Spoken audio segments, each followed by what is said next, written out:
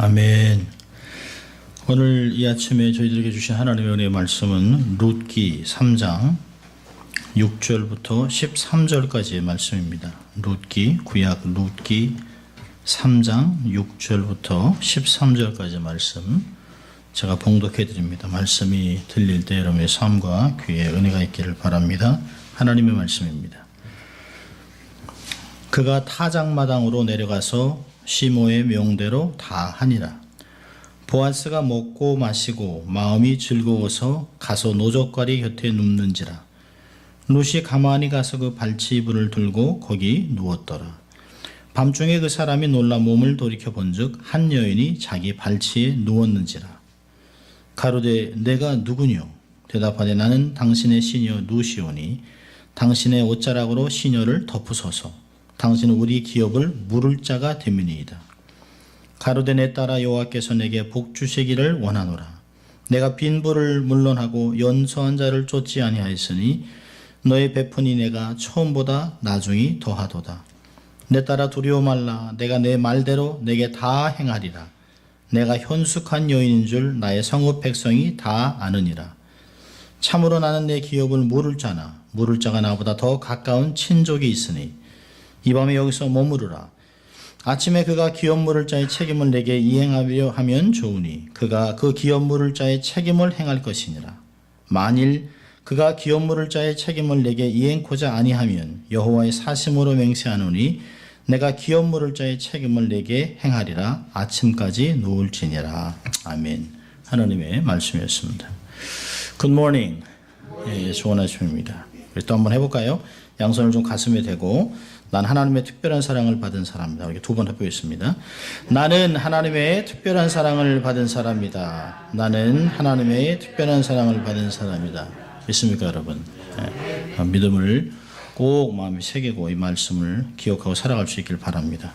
또 한번 외쳐볼까요? 우리의 모토 하나님을 기쁘시게, 네, 사람을 행복하게. 네. 아마 이게 십자가의 메시지죠. 우리의 삶 속에서 늘 매 순간마다 어찌하면 하나님을 기쁘시게 할 수 있을까? 또 내 곁에 두신 하나님의 사람들, 옷깃만 스쳐도 인연인데요. 하나님의 목적을 두고 필연적으로 만나 계신 한 사람들을 나는 어떻게 하면 그들을 행복하게 하며 살아갈 수 있을까? 이걸 생각하고 삶에서 실행하고 살아간다면 세상은 얼마나 복되고 또 우리의 삶을 통해서 그리스도가 드러날지 모릅니다. 늘 그렇게 삶을 살아가는 여러분 될 수 있기를 주의 이름으로 축원합니다. 오늘은 본문의 제목을 가지고 룻의 결혼 프로포즈라고 하는 제목을 가지고 말씀을 나누려고 합니다. 결혼하신 분들은 결혼 프로포즈를 받아보셨죠? 아니요. 서로 이게 맞아야 되는데.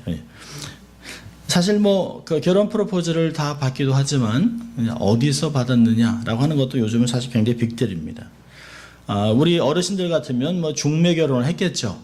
옆집 박간의 셋째 아들하고 이제는 결혼을 하거라.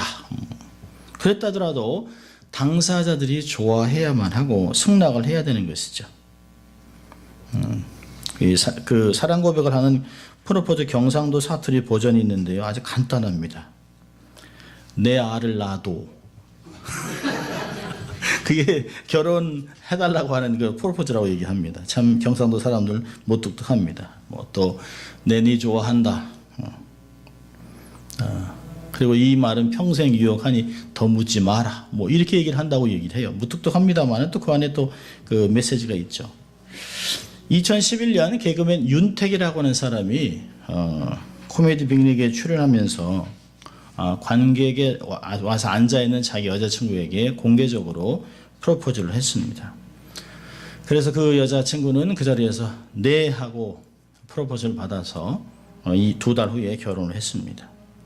아마 여자들이라면 세상에서 정말 가장 멋진 프로포즈를 받아보고 싶은 아마 야무진 꿈들을 꾸고 있을 것이에요. 결혼한 사람들 말고 결혼을 안 한 분들. 아마 어떤 때 보면 프로포즈를 하면 사진을 보면 산 정상에서 남자가 여자에게 이제 반지를 주고 결혼해 주세요라고 하는 것도 있고요. 또 뭐 집 앞에 플래카드 해가지고 뭐 Will you marry me 해가지고 집 앞에 이렇게 막 플래카드를 써놓은 것도 있고요. 또 여행 중에 하는 것도 있고요. 사람이 많은 곳에서 다양한 곳에서 기상천외하게 프로포즈를 받기를 원합니다. 근데 주로 누가 프로포즈를 하나요? 건강한 여자가? 아니요. 체격이 작더라도 주로 남자가 사랑하는 여인에게 프로포즈를 합니다. 사랑하는 여인에게 뭐 장미 백성이와 함께 반지를 손에 끼워주면서 나랑 결혼해줘, 평생 함께 해줘, 이렇게 프로포즈를 하기도 하고요. 아마 닭살 돋는 이벤트를 많이 합니다. 그런데요, 몇 년 전에 레이커스 게임에서 중간에 마스코트 그 옷을 입고 어떤 복장을 하고 막 뛰어나와서 모자를 탁 벗으니까 한 사람이 깜짝 놀랐습니다. 그리고 이 사람이 그 여인 앞에서 무릎을 꿇고 나와 결혼해줘라고 그랬는데 여자가 NO! 그랬습니다. NO! 그리고 막 뛰어나갔습니다. 그래서 아주 기분 나쁘다 그러고 관계를 끊었습니다. 보는 사람이 얼마나 민망하더니 저도 저 그런 생각을 했습니다. 남자가 계산 못했을까? 결국은 관계는 깨졌습니다. 이게 잘못되면 참 큰 망신거리죠. 일반적으로 통상적으로 남자가 여자들에게 프로포즈를 합니다. 근데 오늘 본문은 젊은 과부가 나이가 많은 보아스에게 유력한 남자를 밤에 몰래 찾아가서 아무도 보지 않는 곳, 특별히 이불 밑에서 나와 결혼해 주세요라고 하는 프로포즈를 하고 있는 본문의 내용입니다. 여러분 6절과 7절을 보면 지난주에 봤습니다. 룻이 시모에게 이르되 어머니의 말씀대로 내가 다 행하겠습니다 라고 했습니다. 그리고 6절부터는 서머리예요. 이 내용들을 다 이렇게 풀어나가고 있습니다. 6절에 보니까 그가 타작마당으로 내려가서 시모의 명대로 다 했다라고 얘기하고 있습니다. 하나도 빼지 않고 다 했다는 것이에요. 룻의 순종을 볼 수 있습니다. 여기에 중요한 단어가 하나 있습니다. 6절을 보면 시모의 말을, 시어머니 나오미의 말을 룻이 뭐로 받아들이고 있어요? 명령으로 받아들이고 있습니다. 여기 차바라고 하는 히브리어 단어는 하나님의 명령을 얘기할 때 그 단어를 씁니다.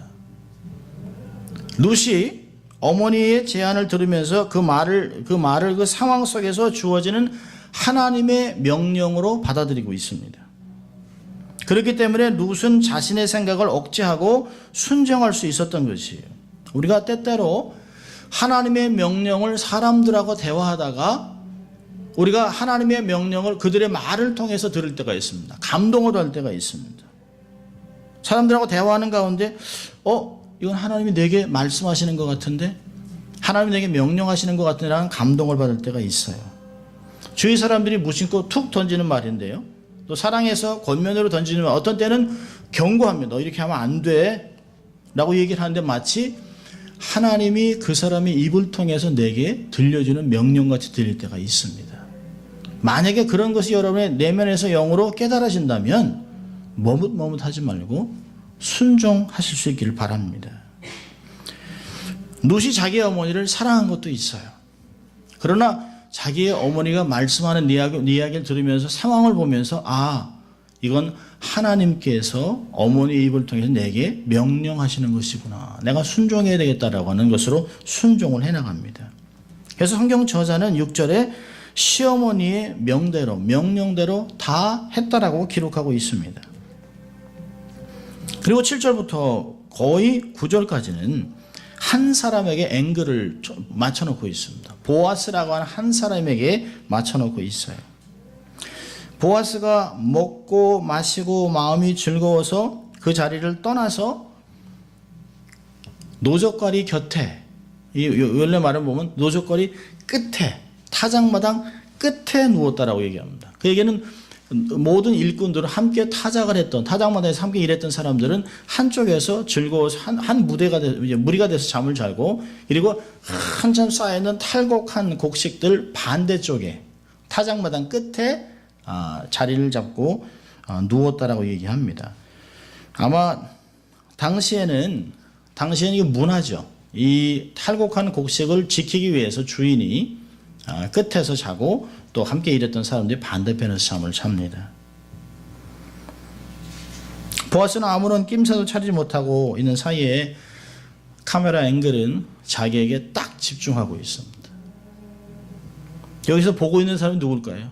룻이 보고 있습니다. 룻이 시어머니의 얘기대로 어디 가서 눕나, 언제 눕나 이걸 잘 보고 있습니다. 룻만 보고 있나요? 룻의 저자도 보고 있죠. 룻기를 읽고 있는 독자들도 다 보고 있습니다. 룻이 어떻게 행동할 것인가를 열심히 주시해서 보고 있습니다. 물론 하나님도 이 순간을 지켜보고 계시죠. 보아스가 먹고 마시고 마음이 즐거운 상태가 된 것, 다른 사람이 아무도 없는 알곡을 쌓아놓은 타작마당 끝부분에 잠자리를 정한 것, 룻이 슬며시 와서 보아스가 잠이 깨기를 무작정 기다리는 것 등 보면 우연으로 설명하기에는 너무나 많은 변수들이 잠복해 있습니다. 그런 걸 보면서 우리는 어떤 것을 볼 수 있을까요? 하나님이 연출하고 있다. 그 자기들은 모르지만 하나님이 다 이뤄놓고 있습니다. 하나님이 다 연출하고 하나님이 열심으로 다 이뤄가고 있습니다. 하나님의 드라마, 타작마당에서 일어난 사랑 이야기를 하나님이 연출해서 풀어나가고 있는 것을 볼 수 있어요. 룻은 보아스가 잠이 든 후에 가만히 가서 발치 이불을 들고 누웠습니다. 한밤중이 됐어요. 아마 거의 민나잇 정도 됐겠죠. 보아스가 갑자기 추위를 느낀 것 같습니다. 아마 겉옷을 덮고 자는데 그 겉옷을 들추니까 아마 밤 공기에 냉기가 확 들어왔을 것 같아요. 찬 걸 느끼면서 몸을 이렇게 두서리는데 보니까 발끝에 누가 닿습니다. 깜짝 놀라죠. 혼자 잠을 자고 있는데 자기 이불 속에서 어떤 사람의 몸이 탁 닿으면 얼마나 놀라겠습니까? 그리고 몸을 일으킵니다. 우리식으로 표현한다면 화들짝 놀라서 잠이 깨서 깜짝 놀라서 일어났습니다. 보아스가 깨서 보니까 한 사람이 자기 발치에 누워 있는데요. 이 원문에는 보면 이렇게 나와 있습니다. 가서 발치이불을 누고 거기 누웠어요. 밤중에 그 사람이 놀라 몸을 일으켜 본즉, 한국말은 한 여인이 자기 발치에 누웠냐라고 있습니다. 히브리어 원문에 보면 힘내라고 하는 보라라고 주목 그런 단어가 있습니다. 보라 그의 발치에 여인이 누웠더라 이렇게 나오고 있습니다.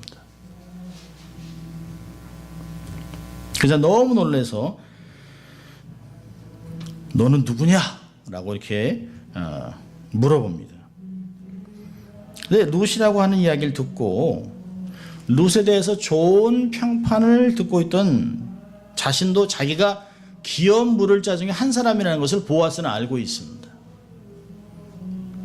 그 자기 밭에서 한 2달 동안 이삭 죽기를 하면서 룻의 행동 거지를 잘 봤죠. 이 사람이 이방 여인이긴 하지만 참 바른 생각을 갖고 있구나. 자기 시어머니를 공양하고 말씀대로 살려고 이삭 죽기를 하러 왔구나. 열심히 성실하고 하는 것들을 너무 잘 봤어요. 젊은이들이 찝쩍거리지 않았겠습니까? 왜 안 그랬겠어요? 그런데도 변함없이 자기 일만 철저히 하고 일이 끝나면 곡식을 가고 어머니한테 가서 공양하고 이런 삶을 다 2달 동안 검증을 했습니다. 그리고 그의 됨됨이를 보고 이거 참 이방 여인인데 참 괜찮은 여인이구나 라고 하는 생각을 했습니다. 어쩌면 그녀를 마음에 두고 있었는지도 몰라요. 저 사람하고 나하고 친족인데, 엘리멜렉의 친족인데 내가 그런 생각을 하면서 혹시라고 한 생각을 했는지 몰라요. 그런데 자기의 삶 안에 느닷없이 한밤중에 그 여인이 턱 나타납니다. 그것도 어떻게 해요? 화장을 하고 예쁘게 차려입고 아주 향수나 기름도 옛날엔 기름인데 요즘 같으면 아마 향수 칙칙칙칙 뿌리고 아마 입술도 쫙 바르고 아주 예쁘게 하고 아주 매혹적인 모습으로 싹 들어왔을 것이에요. 그런 모습을 본 적이 없죠. 늘 일만 하고 땡볕에 일만 하고 있는 정말 열심을 내는 건강한 젊은 처자로만 봤습니다. 근데 그 룻을 딱 보면서 보아스가 아마 자기의 속마음이 들킨 것 같은지도 몰라요. 아이고 이거 어떡해. 아니면 자기의 깊은 내면 속에 있었던 소망의 응답으로 여길지도 몰라요. 보아스가 너는 누구냐? 라고 하는 질문에 룻이 세 가지로 대답을 합니다. 이게 뭐라고 얘기합니까? 9절에 가로되 내가 누구뇨? 대답하되 나는 당신의 시녀 룻이오니. 이게 첫 번째예요. 두 번째는 당신의 옷자락으로 시녀를 덮으소서. 세 번째로 당신은 우리 기업을 물을 자입니다 라고 세 가지를 이야기합니다. 아주 의미심장한 말들을 사용하고 있습니다. 저는 당신의 시녀 룻입니다. 룻은 이제까지 보아스에게 자신을 소개할 때 세 가지의 단어를 사용했습니다. 이 장에서 볼 때 첫째로 자기가 이방 여인입니다라고 얘기합니다. 이방 여인.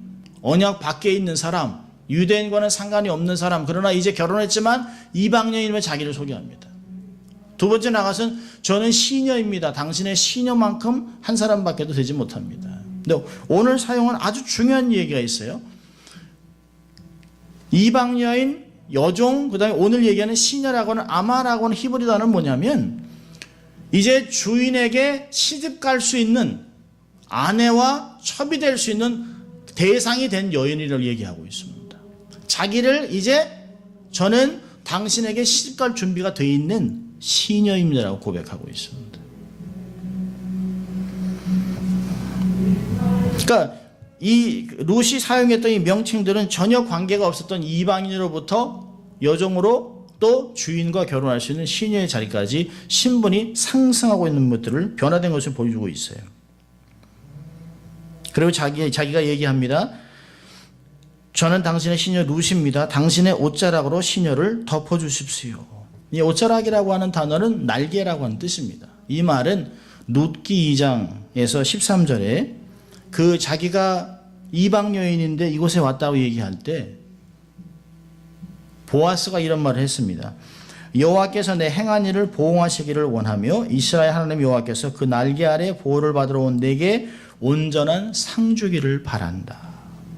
그렇게 축복을 해줬습니다. 자, 이 말을 좀 우리가 좀 오늘 본문하고 2장 13절의 말을 좀 우리가 좀 해석을 하려면 에스겔 16장 8절의 말씀을 보면 알아요. 에스겔 16장 8절의 말씀을 보면 이렇게 나와 있습니다. 내가 내 곁으로 지나며 보니 내 때가 사랑스러운 때라. 내 옷으로 너를 덮어 벌거벗은 것을 가리우고 내게 맹세하고 언약하여 너로 내게 속하게 하였느니라. 나 주 여호와의 말이니라. 여호와께서 이스라엘을 선택해서 결혼하는 것을 옷자락을 사용해서 날개라고 하는 메타포를 사용해서 결혼에 대해서 묘사하고 있습니다. 그렇다면 룻이 말하는 의도는 뭘까요? 나와 결혼해 주세요라고 얘기하는 것이에요. 고대 근동지방이나 아람 전성을 보면 남자가 자기의 옷을 여인에게 덮으면 결혼을 승낙한다 그런 의미가 있습니다. 그러니까 그것을 아는 거죠. 당신의 옷을 내 몸에 덮어달라고 얘기하는 거예요. 결혼해 주십시오라고 얘기하고 있습니다. 그러니까 그 이유가 뭘까요? 그 세 번째로는 왜냐하면 당신은 기업 물을 자이기 때문입니다라고 얘기 나옵니다. 원문에는 사실 세 마디밖에 안 됐습니다. 왜냐하면 당신은 기업 물을 자이기 때문에. 룻은 자기 시어머니 나오미의 지시한 것보다 훨씬 앞서가고 있습니다. 나오미 뭐라고 그랬냐면 발치 밑에 들어가 있다가 가만히 있다가 보아스가 얘기하는 대로 시키는 대로 넌 하면 된다. 아마 로맨틱한 그 결혼을 아마 생각했던 것 같아요. 시어머니 그냥 며느리의 결혼을 생각하고 앞날을 생각하면서 네가 결혼해야지, 안정해야지, 남편 얻어서 행복한 삶을 살거라. 그런 것에 대해서 아주 로맨틱한 분위기를 만들어놨는데요. 가만히 있으라고 그러는데 여기서 룻이 앞서가고 있습니다. 자기가 할 얘기를 다 하고 있습니다. 보아스에게 어떻게 행할 것인지 뭘 해달라고 아주 정확하게 얘기하고 있습니다. 룻이 보아스에게 당신은 나와 결혼해줘야 합니다. 왜냐하면 기업물을 짜기 때문에. 룻이 무슨 생각으로 이렇게 요구했을까요? 어머니가 시키는 대로 다 했다 그러는데 다 시킨 대로 한 게 아니잖아요.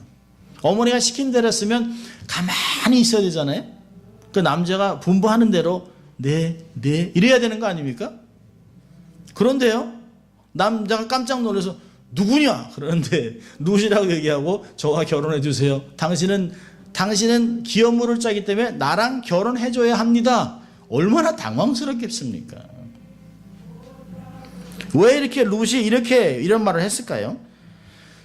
왜냐하면 나오미는 룻과 보아스의 결혼을 염두에 두고 있지만, 그래서 룻을 보냈지만, 룻은 시어머니 나오미의 집안의 자손을 이어줘야 한다는 의무에 초점을 두고 있습니다.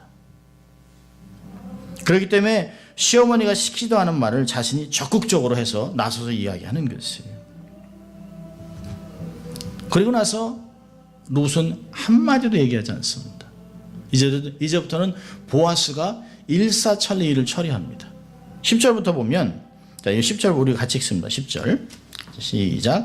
가로되 내 딸아 여호와께서 내게 복 주시기를 원하노라. 내가 빈부를 물론하고 연소한 자를 쫓지 아니하였으니 너의 베푼이 내가 처음보다 나중이 더하도다. 젊은 여인으로부터 강렬한 구원을 받았습니다. 이젠 보아스가 대답을 합니다. 그런데요, 보아스가 전혀 불쾌하게 느끼지 않습니다. 야, 이게 뭐 하는 짓이야? 이게 밤에 낮에 찾아와야지. 그렇게 표현하지 않습니다. 오히려요, 내 딸아 여호와께서 내게 복 주기를 원한다. 룻이 하는 말이 무엇인지 전부 다 알아듣고 있습니다. 보아스는 어떤 마음을 갖고 있었을까요? 이건 하나님이 행하는 것이지 사람이 행하는 것이 아니구나. 어떻게 이러한 때 나타나서 밤에 내게 이런 것을 요구할까? 사실은 기업물을 짜야 되는 요구를 할 것 같으면 의무는 없습니다. 안 해도 됩니다. 그러나 그럴 것 같으면 어른들이 지역의 장로들을 모아놓고 집안 식구들을 모아서 나오미가 기업물을 짜 요구를 요구하면 되는 것이에요. 그런데 나오미는 오히려 룻이 로맨틱하게 결혼을 해서 잘 살아갔으면 좋겠다는 의도를 했지만 그것이 기업물을 짜의 이 일로 결혼으로 진행되고 있는 모습들을 볼 수 있어요. 보아스는 이게 전혀 예상치 못한 일이 자신에게 벌어지는 걸 보면서 하나님이 하고 있구나, 하나님이 하시는구나 라고 하는 것들을 아는 성숙함이 있는 사람입니다. 뭐라고 얘기합니까? 10절에 그랬죠? 너의 인애가 처음보다 나중이 더하구나. 이 헤세드라고 하는 인애는 이중으로 나타났어요. 처음 인애는 뭘까요? 자기의 남편과 사별한 후에 홀로 된 과부 어머니 나오미를 따라서 베들레헴까지 와서 어머니를 공양하고 어머니를 섬기고 어머니와 함께 살아가는 것이 첫 인애입니다. 헤세드입니다. 자, 두 번째 헤세드는 뭘까요? 가문을 잇기 위해서 며느리로서 나이 많은 보아스와 결혼하는 것, 그것이 두 번째 인애입니다.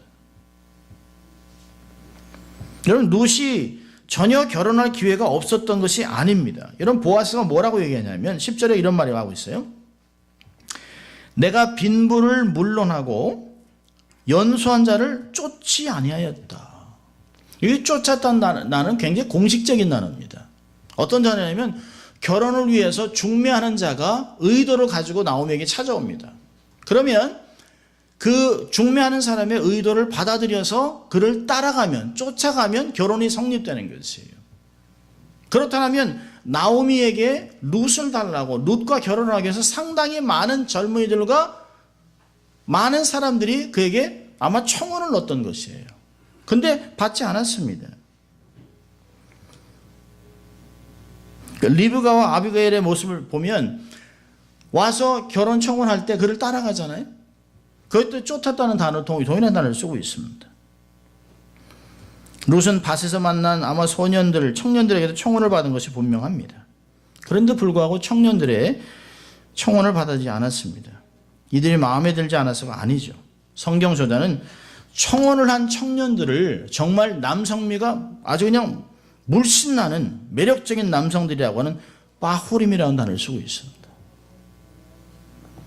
햇빛에 그을린 구릿빛 부위에 있는 근육질, 일하다 보면 떡 벌어진 어깨, 또 이 옷 사이에 보이는 근육, 초콜릿 복근 왕자,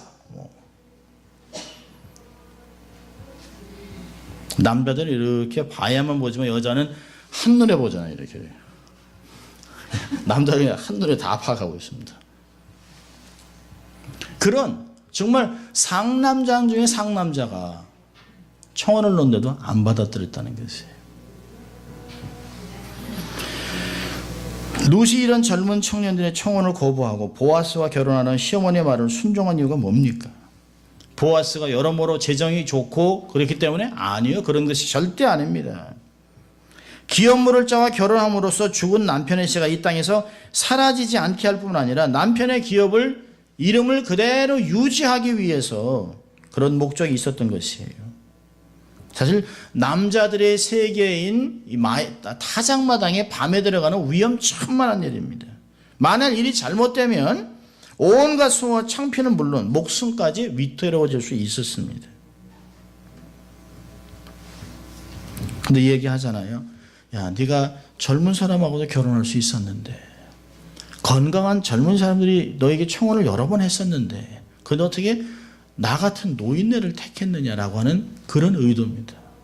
결국은 하나님의 말씀을 이루고 내 가문을 사실은 네가 떠나도 상관이 없는데, 시아버지가 죽고 남편 다 죽고 네가 안 해도 되는데, 이방인인데 어차피 이 언약속에 들어와서 이렇게 내 시부모의 가정을 세우려고 하느냐라고 하는 그런 의도, 말이 보아스의 말입니다.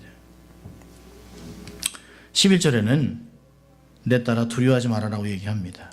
내 말대로 내가 다 행하겠다라고 얘기합니다.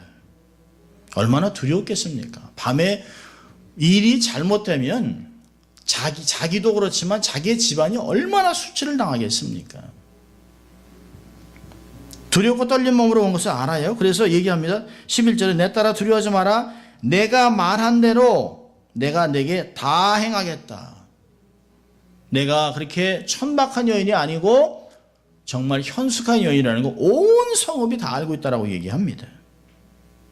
여러분, 현숙한 여인은 어디 나오는 말일까요? 잠언서 31장에 현숙한 여인에 대해서 10절부터 13절까지 나옵니다. 여기서 나오는 현숙한 여인은 유능한 여인이에요. 집안을 일으키는 그런 능력 있는 여인을 현숙한 여인이라고 합니다. 근데 2장 1절에 보아스를 소개할 때 그를 유력한 남자라고 이야기합니다. 유력한 자, 탁월한 남자, 이시 기뻐를 하이리라는 단어를 쓰고 있어요. 그런데요, 유력한 남자 입에서 룻을 현숙한 여인, 탁월한 여인, 에스엘 하이리라는 단어를 쓰고 있어요. 결국 모두 하일의 남자와 하일의 여자라는 뜻이에요. 탁월한 남자와 탁월한 여인의 운명적인 만남은 결국은 결혼으로 이어질 수밖에 없다는 것이에요. What a match. 얼마나 기가 막힌, 하나님이 이 두 사람의 만남을 언제부터 준비하고 있는 것을 얘기해 주는 것이에요. 탁월한 남자, 이방 여인으로부터 탁월한 여인이라고 하는 명칭을 받고 탁월한 여인과 탁월한 남자가 결혼을 하게 됩니다. 그리고 보아스는 경제적으로 큰 손실을 감수하셔도 고엘의 의무를 다 감당하겠다고 약속을 하고 있습니다. 그런데 해결할 문제가 하나 있어요. 더 가까운 친족이 있다는 거예요. 여러분, 이 말을 들으면 참 재미있잖아요. 이미 계산을 다 해놨습니다. 전부터. 보아스는 자기도 기업 물을 짜지만 자기보다 더 가까운 사람이 하나 있다는 걸 알아요.